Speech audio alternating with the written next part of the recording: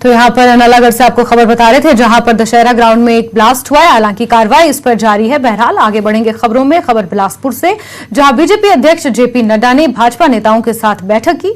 बैठक में सीएम जयराम ठाकुर समेत पार्टी के कई बड़े नेता मौजूद रहे। इस बैठक में मिशन रिपीट को मंथन किया गया। साथ ही पीएम मोदी के आगामी दौरे को लेकर चर्चा।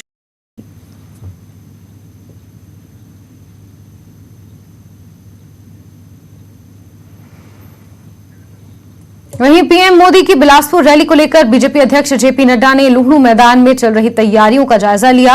इस दौरान वो मैदान में चल रही तैयारियों का निरीक्षण करने मंच पर भी पहुंचे। तैयारियों का जायजा लेते समय उनके साथ सीएम जयराम ठाकुर, केंद्रीय मंत्री अनुराग ठाकुर समेत कई बड़े नेता मौजूद रहे।